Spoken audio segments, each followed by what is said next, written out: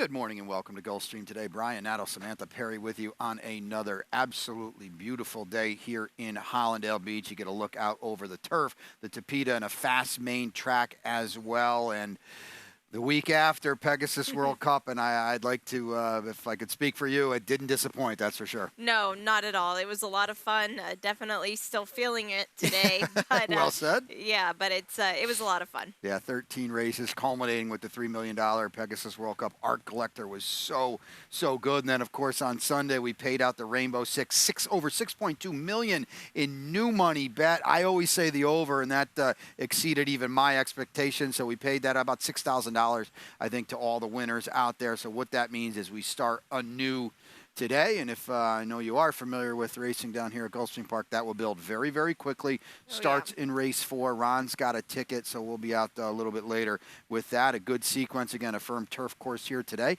But we start the opener at 12:10 with the early pick 5. We'll take a quick look at my ticket. I lost my top pick in the opener, so I scratch into a horse I know you have a lot of like for, and that's Royal Blush. We'll go 5 deep here in race number 2. The top pick is number 7, Papa Cats. In race number 3, top pick is the 4, Mercury Head. 3 deep in the 4th with number 5, Napa Dude on top. And the single, and that is my best bet of the day, Angela's Party Girl with a real trip last time. So $30. And again, Samantha, I scratch into Royal Blush here in the opener. We are on a firm turf course here. Maiden optional claimers, the tag is 40. The Florida breds don't have to be in. Fillies and mares, 4-year-olds and up. I'll throw it to you to start because I know you've got some videos of Royal Blush, and I'm assuming she always was your top pick.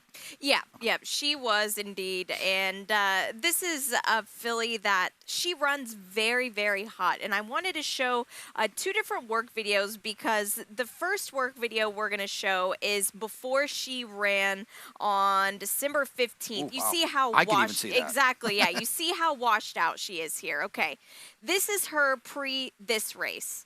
It's like 1,000 times better. She didn't really get that hot at all. Now, before that last race on December 15th, she was just as hot as we saw her in that previous work. Brian Lynch works her on her own because she just kind of gets just too worked up. I really love the way she's kind of just relaxed a bit. Now, this is also going to be one kind of a wait and see approach in the paddock and out on the track. It is a warm day today, so obviously sometimes they're just going to get a little touch warm, but this filly is what she is. She's not a superstar by any means, but they're putting her in a level where she can win. I know that they were kind of concerned about the post position, but now with 2 scratches, she moves in and the rails out this far. I think she can sit a nice trip here. Yeah, it gets back to the turf today as well, and that should be beneficial. Number 4, Pillbox in second for me. We'll take a look at a trainer stat for Safi Joseph Jr. here. This is a maiden special weight dropper and coming in off a tag. This is a big move. Maiden special weight to maiden claiming the past 5 years for Safi is 36% with a positive ROI. Now, we haven't seen her since April. Did take some money on debut in a pretty good race as well. Yeah, it really was. And turf is the question here. Now, We Miss Artie is actually pretty productive sire on the grass, so it doesn't bother me too much. And you're going to get an opening at 9 to 5. I'm sure it'll stay around there, maybe even less. But just kind of wanted to move in a direction of horses that have a little previous form. No, I agree with that, and that's where you went with the other, we'll call it the other Safi, but Spirit of Power does have a good turf race showing just last time. Yeah, she really does, and that was just a very narrow defeat last time. I liked that effort. They're putting her back in for the same exact spot. We'll see how she'll fare out there. Wide open race 1 for sure to kick off this early pick 5. Race number 2 kicks off the early pick 4. 6 furlongs on a fast main track, 12-5 maiden claimers, 4 and up. Samantha on that ticket. Yep, I've got the early pick 4 duties today, $8. Just kept it nice and simple. There was no horse that I really trusted a lot in this sequence to single. You could really take all in a lot of these spots or just knock the favorite off and go with the rest. But as far as this race, we'll get to that in a moment. In race number 3, the 3 is my top pick, Drinks on Me, and that will be a race. It's got 2 scratches, so it'll be a really short price there. In race number 4, the number 3 is also my top selection in another kind of speedless race, I feel like. And in race number 5, my top pick is the 9. That is Lady Hamilton, and I took Angela's Party Girl as well. Like you said, a terrible trip last time. $8 for me. I'll lead it off. I went with Papa Cats here, and I want to preface this. You went the other way, so this will be a good discussion. To me, my early pick 5 was $30. I don't like using both these horses on that ticket. Maybe you didn't really like that either. What I would suggest is if you're looking to play that pick 5, maybe you play it twice with Papa Cats, once with Stealth 34, or vice versa if you're you. Yeah. It doesn't do anybody any favors by using them both, but, just to put that out there. I just felt the recency edge on Papa Cats, and maybe being outside his main rival in Stealth 34 is a bonus. Orlando Nota off the claim with IRAD too. Yeah, this was a race where you can go either way, and naturally one of the other horses will win, I'm sure, since that's how it is looking. But Orlando Nota, I just don't really trust these connections on being able to just fire right away. Now, this horse might just be naturally talented to be able to beat a field like this. They dropped in for 12.5. They put right back in for 12.5. Steel 34, Kelly Breen.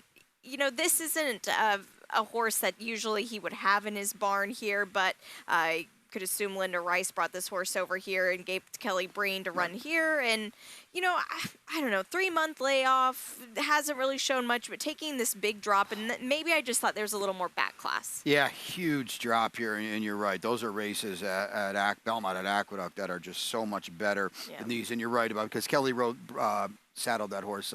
Papa Buzz, I think, was a former Linda Rice. So it looks like he's getting some of her horses down here. We're not going to tell you it's a match race. I would be stunned if one of these two horses didn't win. Yeah, I really would too. I'm not really sure. Do you take... there are 2 horses in here 0 for 16, so you can't really make a case for those. I'm not going to think today is their day. On to the third. We'll get to the Tapeta for the first time here on the Wednesday card. Fillies and Mares 4 and up. The tag is 16 in this spot, and again, this scratched with the 5 and the 6, so we're down to 5 horses here. Drinks on Me, been very, very popular at the claim box. Yeah, no kidding. And this is a horse that she's been so consistent at it as well, which is kind of cool to see, because sometimes fillies and mares can be a bit tricky moving from barn to barn, and they get kind of set in their ways. But this is one that's actually proven to be all right. She's made over $300,000, and to do that in this kind of lower level claiming, it says a lot about her, I think. It's a good point. 6 for 11 on our Tapeta as well, and that certainly plays in here. I went with the class, Mercury Head. She's also drawn to the outside. Maybe that's beneficial in a short field. Does have a win on the Tapeta. She was in really tough last time, too. Yeah, she was. And that Bahamian Moon was just a runaway winner for the Carlos David barn. And there was just really nobody was going to catch that horse that day. So I think on paper it was a little less brutal than it seems. Yeah, I think Island Magic is in hindsight might be paying the price for that big figure win 2 back, but does go back to Ronaldo Richards. He's been very, very prolific around here. Yeah, and this is a guy, he knows what kind of makes this mare tick as well. But the second and third race, they're tough ones to kind of settle in on one. They are, and they're probably spots you want to be a little tight, because again, if you're going 2 or 3 deep, you're kind of giving up. I feel like you're giving up a lot of value to the rest of the betting public. So 3 down, that means there's 6 to go. When we come back after a short break, Ronnie's got Rainbow 6 duty. This is a championship meet. Yeah. All the best jockeys in the world are here, and I'm excited to ride against them. We back. And you get to watch some really incredible, talented athletes out there. Yeah. To us, it's a place to be in the winter. I love Gulfstream Park because of the racing. The palm trees, the beach is right here. The horse racing is some of the best in the country. A lot of good horses come out of here. And if you want to go to the next level, Gulfstream Park was the place to come. I remember the first time I came to Gulfstream, it was like this big fairy tale place. All the history. Shoemaker sitting perfectly still. He hasn't touched this magnificent colt, and here comes the finish. And all these great horses, trainers, jockeys. It was everything that I ever dreamed of.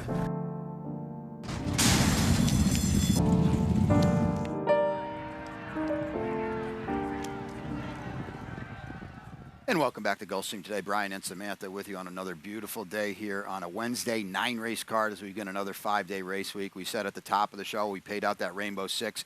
$6.2 million, I believe they bet into it on Sunday. We'll start fresh today. Ron Nicoletti, who'll be up with us for race number 1 as Samantha will go out to the turf course. He's got a ticket. We'll take a look at that now, and maybe it's a little more condensed. Yeah, so he's going to go 28.80 little off the beam for Ronnie. 4 deep in the opener, and then a 3x2 double. That's a good turf race in race 5 to kick off the late pick 5, and Samantha will have a ticket to that. He's got the 3, he's got the 6 in race 6. I think those are the 2 in there. In race number 7, he's 2 deep as well. The Pletcher duo of Shibwe.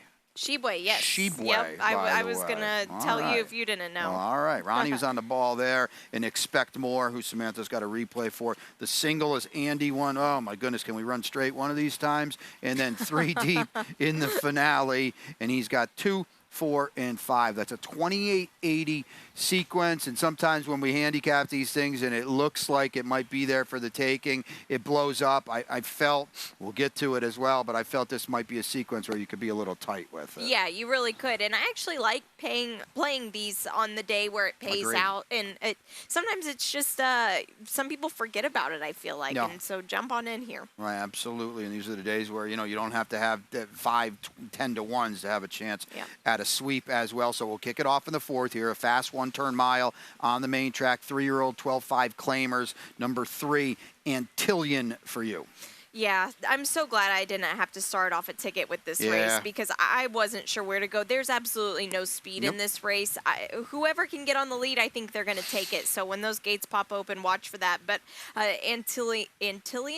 That's what I'm going with. Okay, I think that this horse gets Lasix for the first time, was the only one kind of in the field that ran halfway decent last out. So I'm just hoping for a repeat of that. I think that's a decent point, too, the Lasix going on for the first time. These other horses, they all added it recently or have had it, and none of them really improved. Right. Like you might want to think. I went with number 5, Napa Dude. Irad Ortiz had a busy weekend. Second time Lasix, added it last time, cutting back to a 1-turn mile after 3 Tapeta routes. Not easy to do to start your career. No, not at all, especially in these kind of tighter turns on the Tapeta. Gets into this 1 mile, 1-turn mile, I should say. And Joe Orsino, Irad Ortiz, these are connections that they're good at winning races like this. Captain Complicated has the 10-pound apprentice Melissa Iorio aboard, and getting weight in a spot like this is not a bad thing. No, and I was thinking kind of the same thing. Like this is this actually might play to this horse's advantage and maybe could be a little quick on the front end. Yeah, 1 win this year and going to ride for the first time here at Gulfstream Park. So late pick 5 kicks off in the 5th, and we talked about it already. It's a good turf race too. Samantha's got a ticket here. It's a starter optional claimer. The tag is 35. These are 3-year-old fillies going a mile and a 16th. Yeah, and this is a race where you could go a couple different ways that we'll get to in a minute. And in race number 6, my top pick is the 3, No Man Left Behind. And in race number 7, Shibwe, named after Oscar Shibwe. I really love this horse today, as I think you do as well. So I think that this is going to be a horse that might get overlooked with Expect More in the field as well. And in race number 8, the 5 Ball Gown. I had this horse last time and I got beat by the other Dale Roman. So we'll see if I can get this filly home this time around. And in race 9, the 5 is my top pick, Lunar Rocket for the Liz Dobles barn. All right, $12. I like it. We got the single in there as well. It's a tricky race to start. A couple trips out of this race, certainly. And I'm going to assume you've got Lady Hamilton on top. You do, and I know you pulled up a replay as well. Yes, I did. So this is just the beginning of the race. Now, she won. This was a maiden $35,000 race. She is the 5 in this spot, and I just want to show what happens to her here. So she broke quick out of this, and then she was floated out so wide by this horse blowing the turn here. And, she was still much the best in this field to come back and win off of something like this happening. The rails were out far that day. It was just impressive to me that she was kind of able to overcome something like that. I know she's facing winners for the first time. Not the greatest kind of angle you want to play, but she drew away from that field. Yeah, that was also her turf and 2-turn debut, and she didn't have to win. You saw it right there, blowing that. Well, blew the turn, but not of her own doing. On a class rise. But it's a race where it could be there for the taking. My best bet of the day, Angela's Party Girl, another horse with a real trip last time. I don't know if she was going to win. She would have been a lot closer. And that was her first 2-turn start and on turf as well. Yeah, and this is a barn that prior to that race, they really kind of drilled her once they got down to Florida with her, and they've backed off of her a little bit. I think she'll be a little more fresh coming into this. I would expect Louis Saez to maybe send her a bit more this time around. We'll see just how sharp she is. Both got a little bit of interest in the 10 Crimson Princess. We'll bring up a trainer stat for Jeremiah Englehart. If you're not familiar with Jeremiah, real high percentage guy up in New York, and he brings kind of a select group down here. But this is not a good post, and this says 7% turf route. So this is a horse they're going to bet her a little bit. She's 9-2 on the morning line. I've got her underneath as you do too. I was willing, especially with this post, maybe fade her just a little bit, at least on top. Yeah, most definitely. And like you said, she'll probably be bet some, and we'll remind you of this stat come a little closer to the race. But again, she had way too much to do late last time. She might have the same kind of trip here today with this outside post and Javier Castellano covering up with some dropping in on the rail a little bit here, but I don't see it with her. Yeah, and you don't want to be too far out of it, turning for home on this turf course. You're just not going to make up significant ground, at least, for the most part. So we'll go to race number 6, kicks off the late pick 4.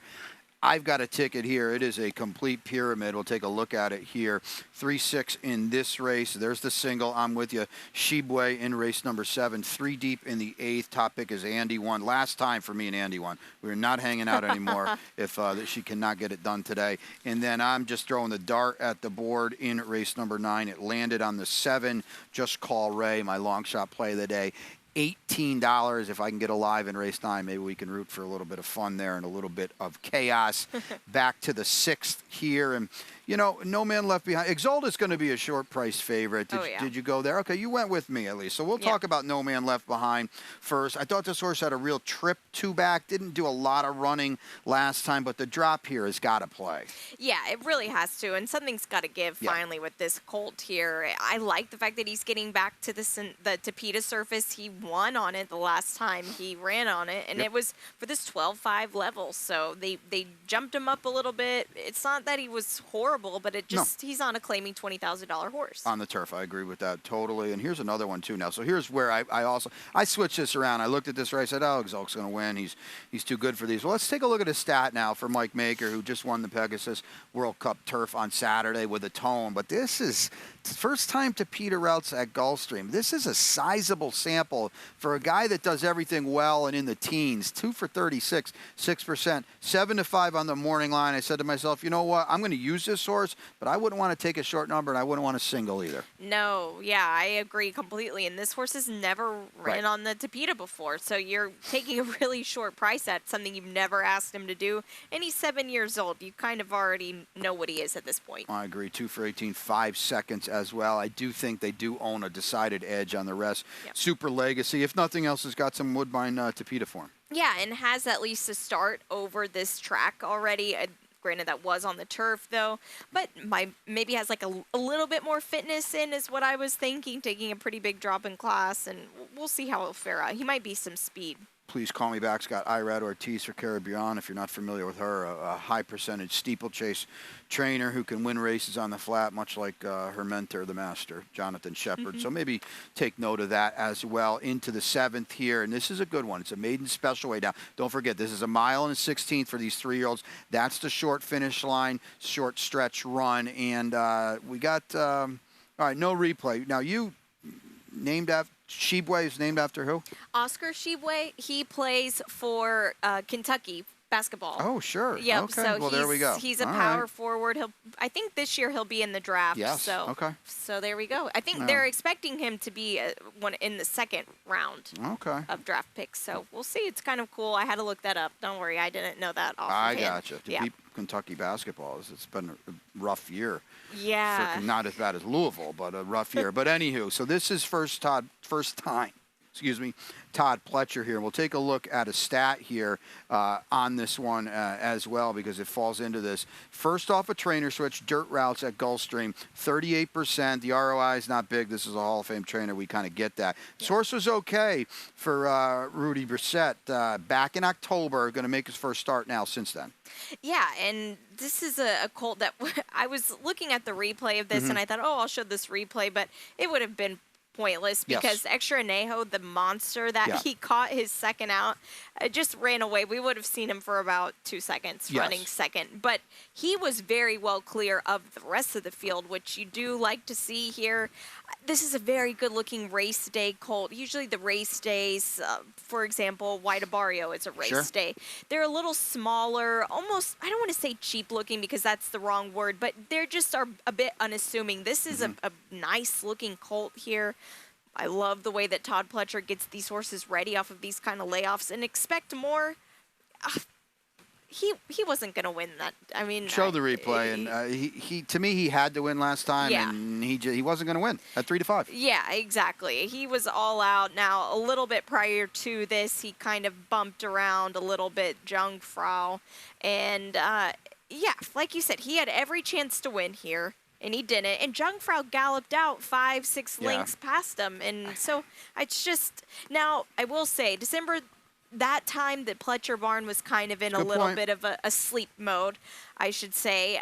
But he's kind of, they've woken up now. So maybe you can excuse him for that. But I'm willing to go with Shebway. Yeah, and Jungfrau, it was a nice Juddmonte horse, but he didn't run an inch on debut. I think it was in the slop. A point being, Expect More had to win that race, and he wasn't, and he was just not visually impressive either. It wouldn't shock me at all if Shebway's a favorite here. They'll be, if he's not, it'll be 6-5, 7-5. The gap will not be even money. So you're not getting $9 on Shebway. No. That is for sure. We both got the one Game Change. I felt Game Change. I don't know if he can win this race, especially with the short stretch, but I do think Lasix might move him up a little bit, and he just seems like a work in progress for Shug McGahee. Yeah, and he took a lot of dirt in that race as well.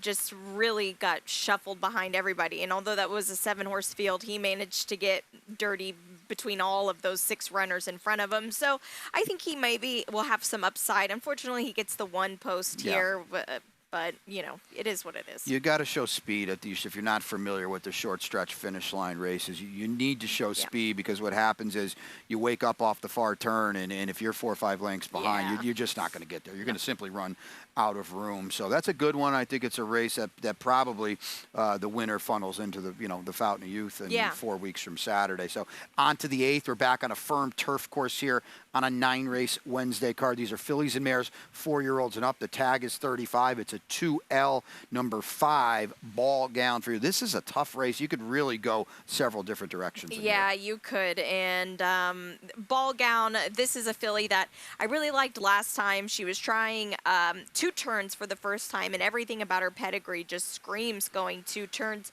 She was just, I don't want to say trapped on the rail. That was my notes from the last race.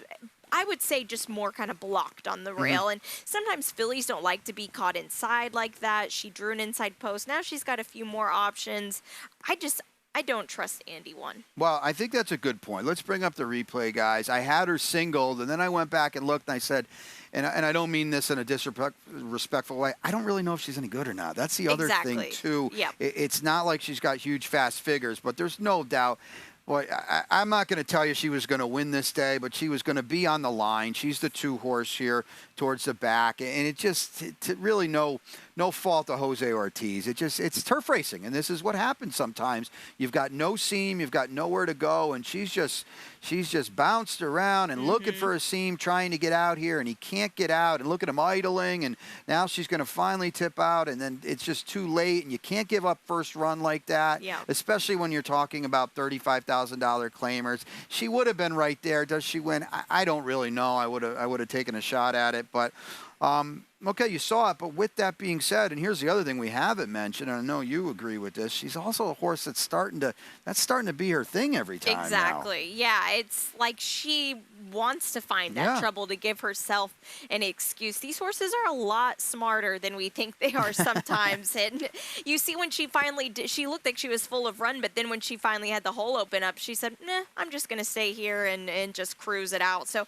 I think she's talented, but she's also 5 years years old. Like, this is kind of going to be her ball game. Yeah. If she wins today, it wouldn't surprise me, but it's not one, like you said, that you could single and move on. No, and the other thing is, too, okay, let's say she gets a clear run. Let's say even if she wins, she runs a 68, runs a 69 by her. That's no much better than anybody else. Everybody saw that. They saw it 2 starts ago, too.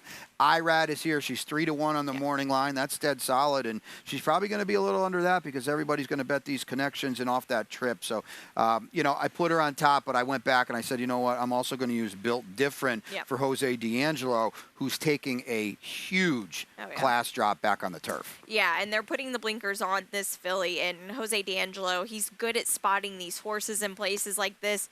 They got a start under her belt already. Now, that was the Tapeta, but just a little bit of a tightener here. Now she's back on the grass where she wants to be, and I think this will be a good spot for her. Yeah, you look at the 2 races up in New York, an optional claimer and a starter 50 at Saratoga, the optional claimer at Belmont.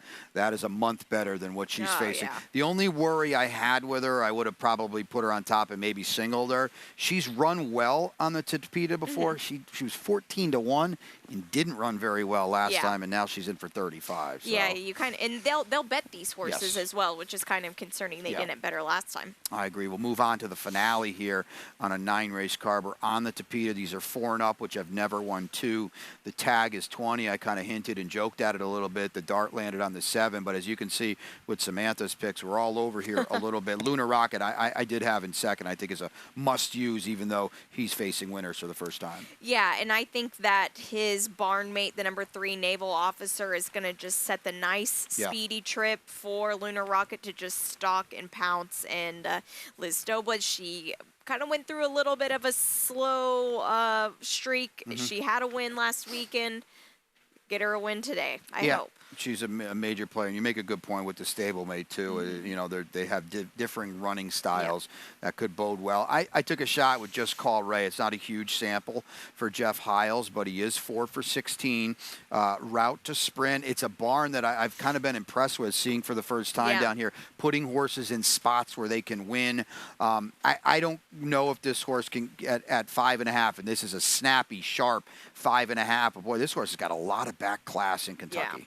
Yeah, he really does. And this is a barn that upsets these kind of finales like this. We saw it with Gabe a few weeks ago. And you just kind of, you take your shots in races like this because there's just, anybody can jump up. Let's see if he can get this 5.5 furlongs. I mean, it's not like he hasn't ran in the 5 furlong distance. He won at it in 2021, so that was a while back, but still they claimed this horse for $100,000. That didn't quite work out well, but we'll see what we get today. Yeah. You are the Doble's Imaginary, and John Ganair is riding high with his Eagles in the Super Bowl, so you've got naval officer in second. Yep, I do. I just think that this horse might hang around a little bit late after setting some speed. Now, if this horse doesn't break well and Lunar Rocket for some reason goes to the front, my whole plan is blown out of the water, but we'll see. Yeah, and that can happen in these type of spots. You know, they're off you lose kind of angle. There is a lot of speed, but we've seen it time and time again, and we show those Horse Racing Nation graphics where speed sprinting on the Tapeta is winning about 90% of the start, so you do need to be close or at least have some sort of tactical speed. So that's the 9-pack here on a Wednesday. Don't forget that Rainbow Six will kick off in race 4 as the pool starts fresh. But before we leave you, it's lightning round time. As we do each and every Wednesday, we'll take a look at the standings to start the lightning round. And Irad is 6 ahead of Lou. I believe they were tied last week. Yeah, if they weren't tied, they were about a race apart. Yeah. And he's starting to draw away a little bit. But Louis does go ride different tracks a lot of times. His agent Kieran has him riding other places. But this is going to be one that it'll be down to the wire for this. Absolutely. And Irad winning the Pegasus World Cup Turf on a busy weekend for him. And trainer standings, we'll take a look at that now. And it's Safi and Todd. And that's going to go down to the wire as well, as Safi broke that streak last year and got the W his first. Yeah, it'll be so close. These are both barns. Safi's got a lot of horses. Todd is sitting on a lot of horses that haven't even debuted yet, so it'll be fun to see. And Belmont, a huge weekend, and you can't say enough about Art Collector, now 6 years old, getting him to run the race of his life. And, boy, he just absolutely ran off the screen in the Pegasus World Cup. So congratulations to those connections. Hope always springs eternal during the championship meet. You mentioned Todd Pletcher and first-time starters. How about Bandita? There was a steam horse that don't always run to the steam. Boy, she did. Yeah, she really did. And she was so kind of green on this, too, Yep. switching leads back and forth, and she still was just so game. Nobody was coming close to her. Excited to see how she develops as a horse as well. 91 buyer is heady stuff on your debut when you're a 3-year-old filly at the end of January. Your best bet of the day today? My best bet of the day is Shebway in race 7. Yeah, I'm with you there. My best bet, Angela's Party Girl off a real trip. That's in the 5th race. That's a key one, too, because it ends the early picks and it starts the late pick 5 as well. Long shot for you? It is in race 1. I will not get this price. Royal Blush was yeah. 5-1. It won't be anymore, No. so it'll be best bet / long shot. Scratches hurt that one there. Yeah. My long shot will be a price. That's all the way to the finale. Yeah. Just call Ray at 15 on the line. Don't forget now, and I was reminded this, maybe that's why I subtly took Saturday morning show off. 11:50 first post on Holy Bull Day. It's a huge card. Oh, yeah. We finally, and Samantha and Ron will be here at 10:50 in the AM for Gulfstream today. We start that. Now we get serious on this path to the Florida Derby. Yeah, and it's a huge card, a lot of nice stake races as well, so get your handicapping hats on. It'll be fun. I think my buddy Lord Miles is adding blinkers, so I'm looking forward to Nice, that in the yeah. Holy Bull. And then last, but certainly not least, and I messed this up myself. I could have, would have, should have, but big balloons in the rainbow. Like I said, over 6.2 million bet. And if you hit it, golf clap to you. You got 6,000 and change. Yeah, it was nice. I think I'm, along with everybody else, missed the first leg, hit the rest. That stat was actually looked really good on the track as well. I'm kicking myself, but you live and you learn. You live and you learn. 22-1 to kick off that sequence. So that's it. Ronnie's coming on for the opener. Upstairs to Pete Aiello for the changes on a beautiful Wednesday. Good to have you aboard. We're ready for the start. They're off.